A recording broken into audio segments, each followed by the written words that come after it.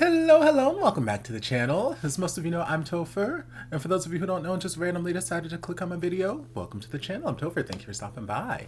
So we're here to do a reaction, and we're diving back into the Untamed. We're diving into episode 6, and a little secret to reveal, not really a secret, but I'd already recorded a reaction to this last weekend with the intention of putting it out sometime this last week.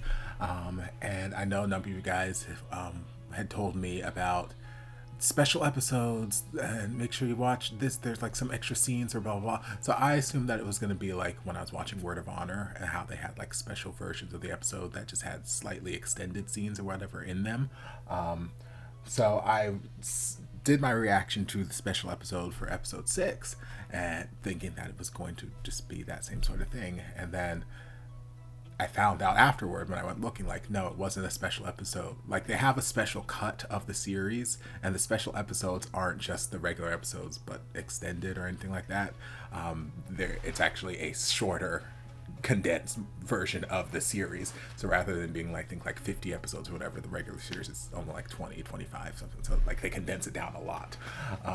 So what I reacted to, I think, was somewhere, I'm assuming somewhere off in, like, if I'm going to gauge where the special episode for this one that you guys sent me lines up, I think that was episode 2, so I think that means I'm probably looking somewhere like episode 18 or whatever.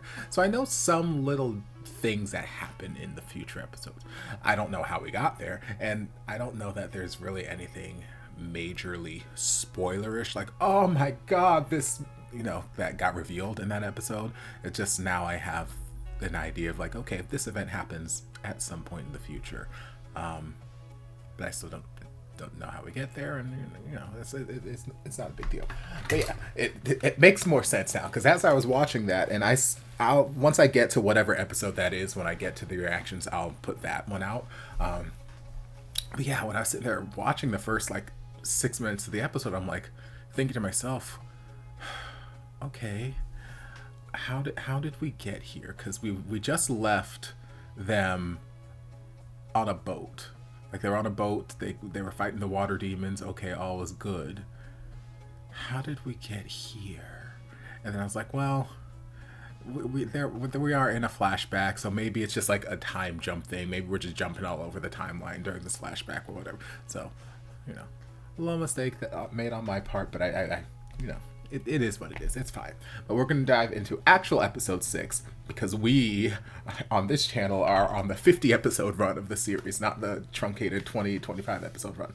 So we're diving into episode 6 and picking up where we left off originally, and we're going to see where this episode takes us.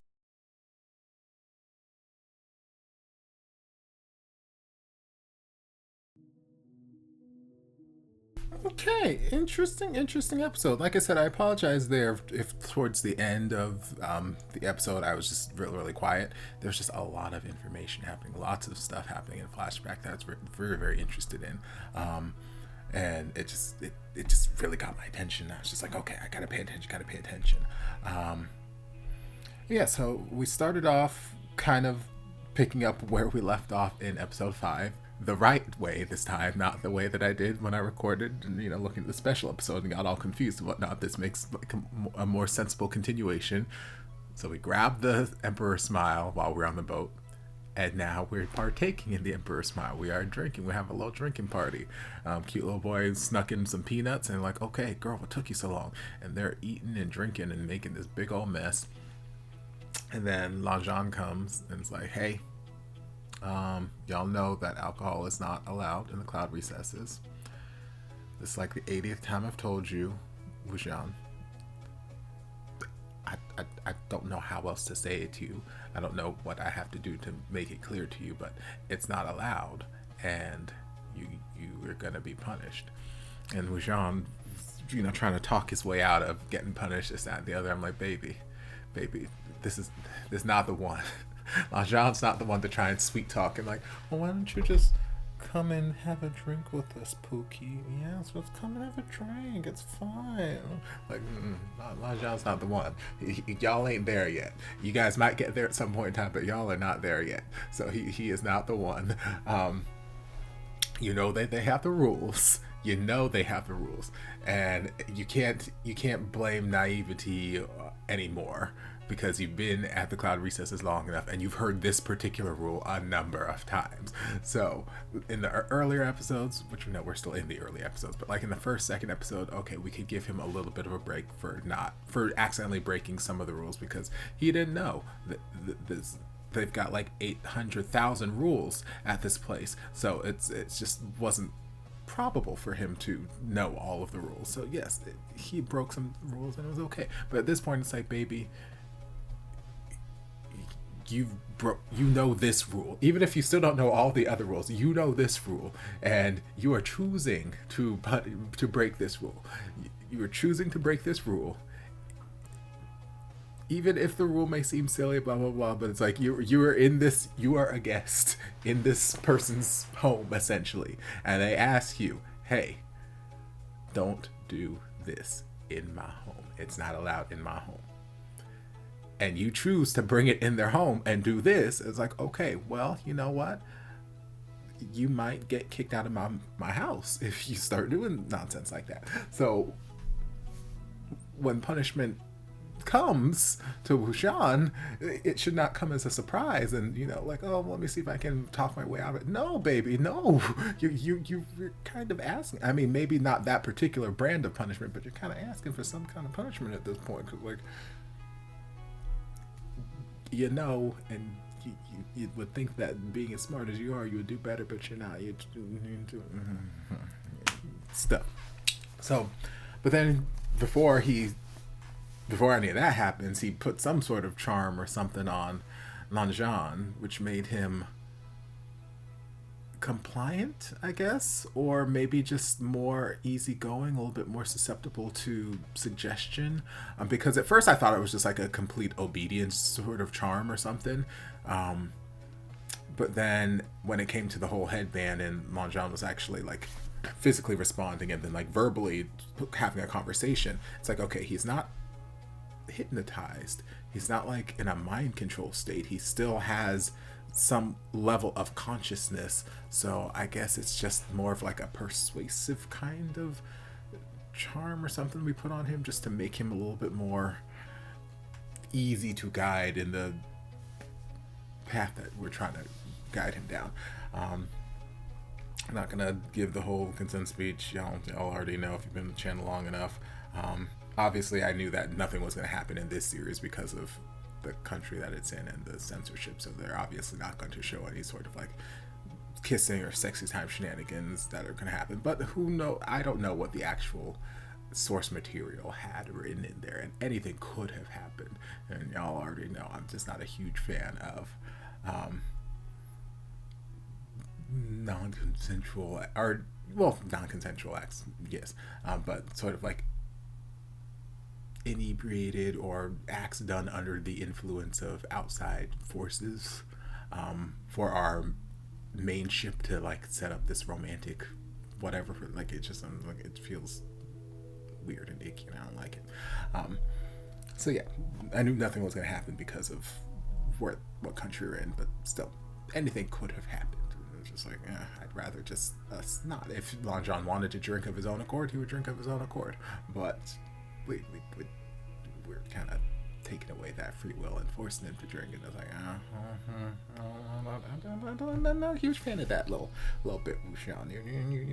Your little shenanigans. You calm the fuck down. Yeah, and we had the next day. I guess they got outed for having liquor, and they had to get punished and flogged 300 times with the giant paddles. It's like, Lord Jesus, yes, the punishment seems a little harsh. I agree that some form of punishment was probably needed at that point, because again, it is a rule. It is a rule. Whether or not Zhan agrees to the rule, he is a guest in these people's home, and he is not abiding by the rules that the homeowners or the host is asking you to abide by. So if you don't want to follow those rules, you can not stay there. You can go back home or whatever, So yes, some sort of punishment needs to happen. I don't know that that was necessarily it, but you know, it is what it is. I don't make the rules. I don't decide the punishment.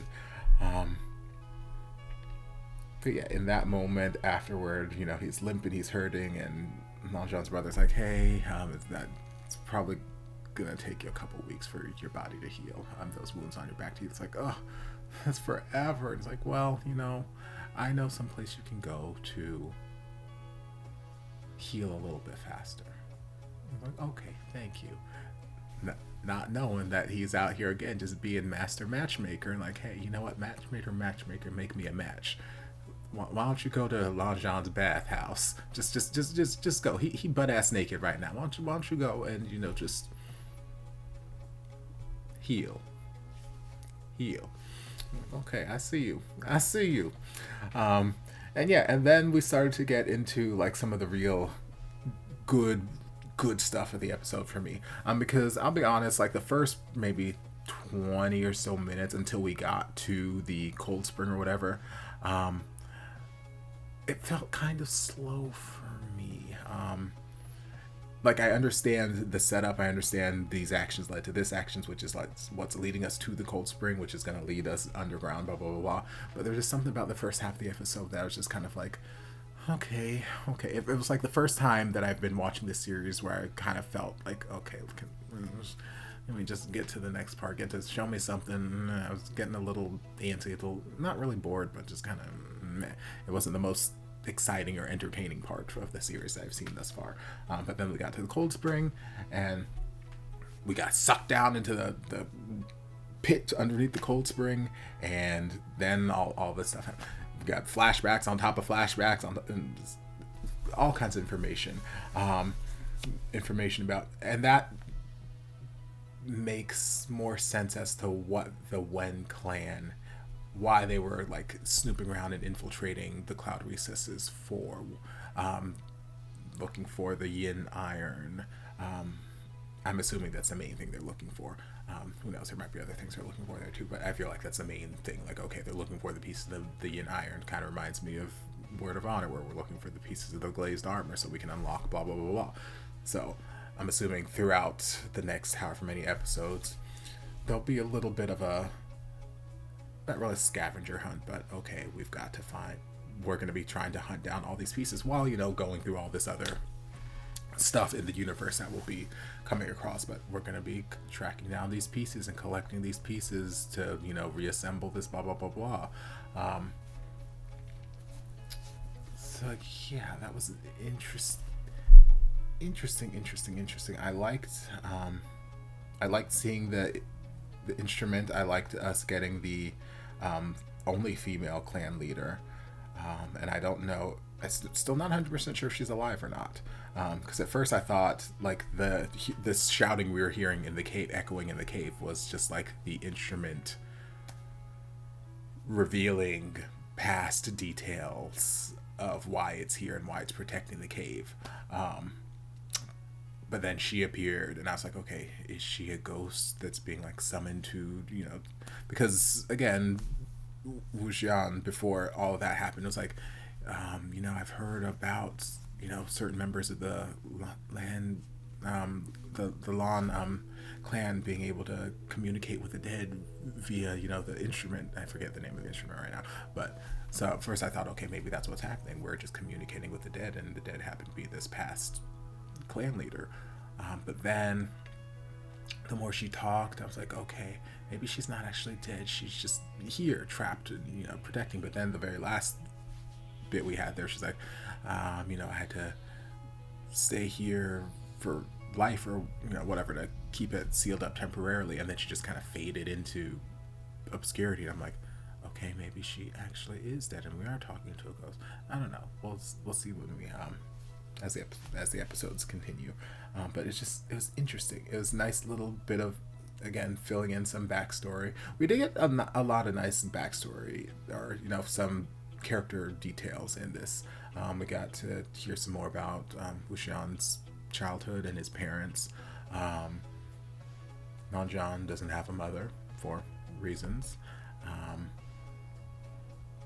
We got, again, some history of the yin iron and the clans, and how it was too powerful and it needed to be split up and it couldn't be purified or anything like that, so they had to seal it away, and once the seal is undone it can't be redone, which I still don't quite understand why we can't just reseal it. Like I don't know, there might be reasoning behind it and they might be explored later. She just apparently didn't seem powerful enough to seal it. I don't know if she sealed it the first time. The way that she was talking about it being so powerful that we had to break it up and seal it made it seem like it was a collective effort, and it might have taken multiple people's powers to maintain it and enact that seal. So I feel like maybe she just was not strong enough on her own to seal it, and needed others. But at that point I don't know that she would be able to go and get others without it escaping and causing havoc on the world. So she probably just sealed it in the cave temporarily with her to prevent it from doing any further harm. But yeah, I know she said that the clans decided that they would seal up the pieces and just not talk about the yin iron. So I don't know if the present clan leader of the Lan clan family, if he's aware of the yin iron and where it's hidden and this, that, and the other. I don't know if he's aware of that cave. Like, I feel like if he were, he would have sent people there. Like, okay, obviously they were at the cold springs and they vanished at the cold springs, and this cave is at the cold springs. So if he wasn't, I'm answering my own questions by talking out loud.